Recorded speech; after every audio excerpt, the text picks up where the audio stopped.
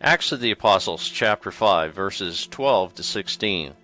The apostles worked many signs, especially for the sick. Great numbers were added to them. Many signs and wonders were done among the people at the hands of the apostles. They were all together in Solomon's portico.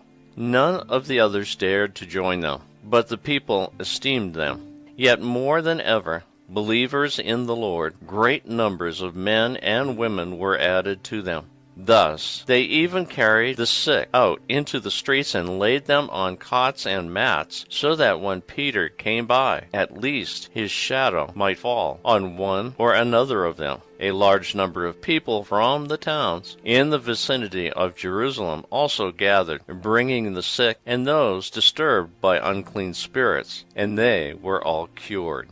Did you ever wonder how the church started? This reading tells us the exact place of the first church meeting, the colonnade or porch that was on the east side of the temple, also known as Solomon's portico.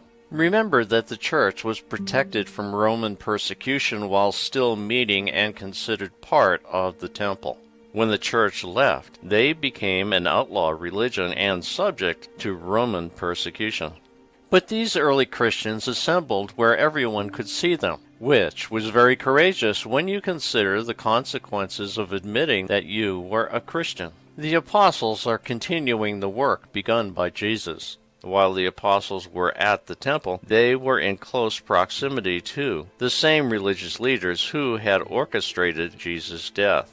Many people held them in the highest honor, but those same people didn't dare join the church because they feared they would also be persecuted. The church still exists to convince the sinful people to amend or change their ways and live in the hope of a heavenly reward. Have you noticed that people always crowd to and introduce others to their church where lives are changed for the better? The miracles the apostles performed were done through the divinely given power to heal and exorcise demons. People were still drawn to Christianity because of the community's generosity, honesty, leadership, and unity found in the community. Christ had performed many miracles which were signs of his compassion, authority, and proof that God was with him. Even Nicodemus, a Pharisee, a member of the Sanhedrin, told Jesus, "For no one can do these signs, miracles, that you do, unless God is with him." The apostles found themselves in the same situation. People who passed within Peter's shadow were healed, not by Peter's shadow, but by God's power working through Peter. The miracles also confirmed the truth of their teachings and the fact that the power of God was with them.